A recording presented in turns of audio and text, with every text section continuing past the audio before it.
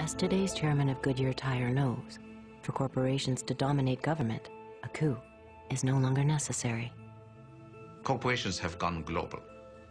And by going global, the governments have lost some control over corporations. Regardless of whether the corporation can be trusted or cannot be trusted, governments today do not have over the corporations the power that they had and the leverage that they had 50 or 60 years ago. And that's a major change. So governments have become powerless compared to where they were before.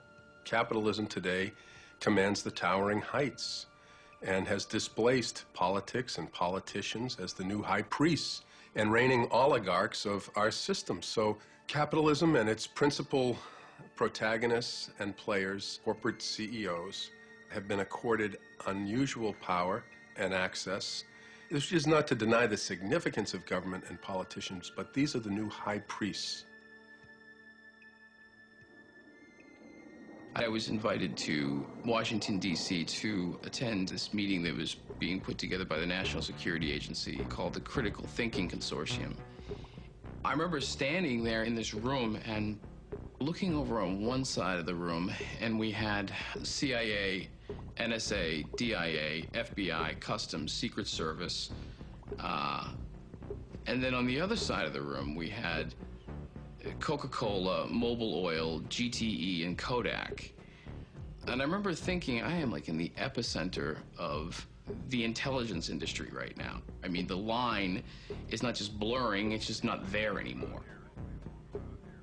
And to me, it spoke volumes as to how industry and government were consulting with each other and working with each other.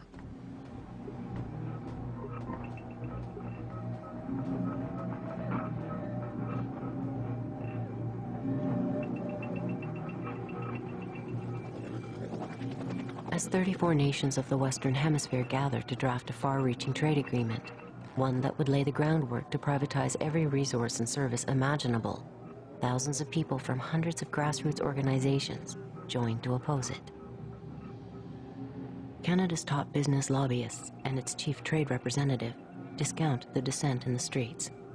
For them, the America's 800 million citizens speak with one voice. Nice to see you. Well done on your strong advocacy of truth, justice, wisdom, and all those things. Eh? I was looking yesterday at the statements at the inauguration, the opening ceremony. What an extraordinary progress over the last 15 years. Absolutely. When you heard such open... A common language. A common language.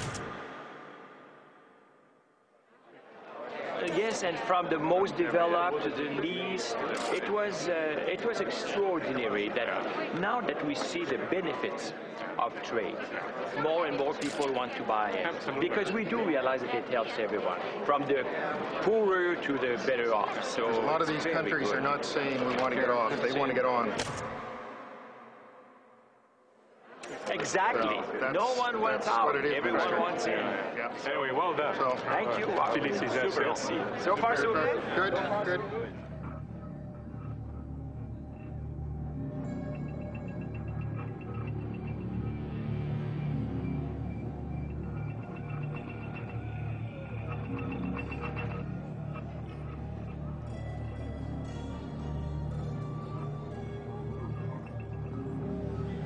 I'm inside and this is all outside, so that's the way it is. But So, what do you think when you look at all this? well, it's. I mean, I think it's too bad that this has erupted.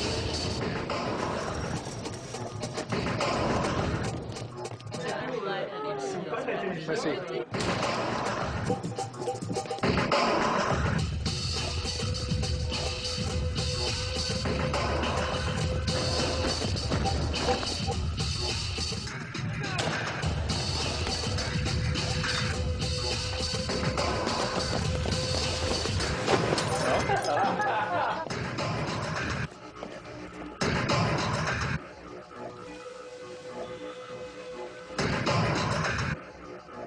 Does there need to be some measure of accountability? Yes. And I think the business community recognizes that. But that accountability is in the marketplace. It's with their shareholders. It's with the public perception and the public image that they are projecting. That's, if companies don't do what they should be doing, they're going to be punished in the marketplace, and that's not what any company wants. There's a new market. These guys and gals aren't out there because government's putting a gun to their head or because they've suddenly read a book about transcendental meditation and global morality.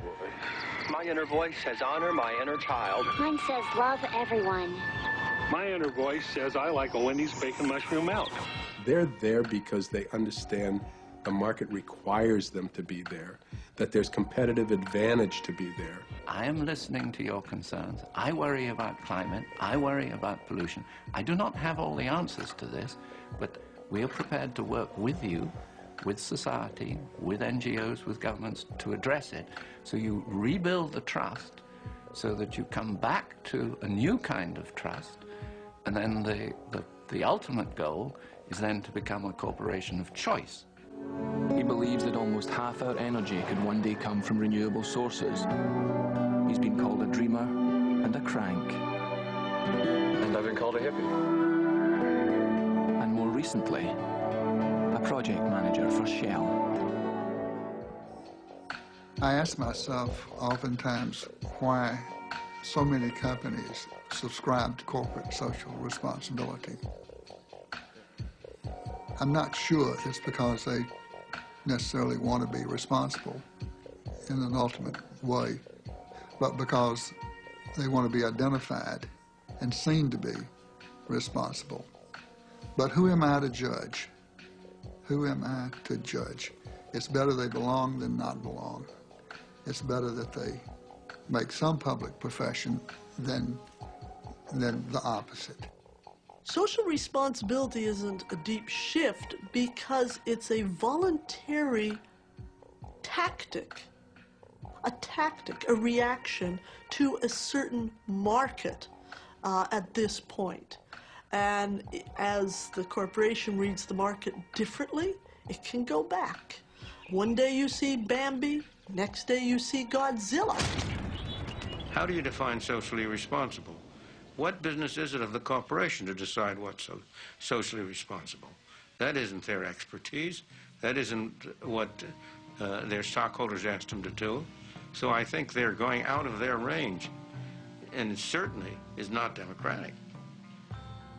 I don't really care what the chairman of General Motors thinks is an appropriate level of emissions to come out the tailpipe of General Motors automobiles. He may have a lot of scientists, he may be a very good person, but I didn't elect him to anything. He doesn't have any power to speak for me. These are decisions that must be made by government and not by corporations.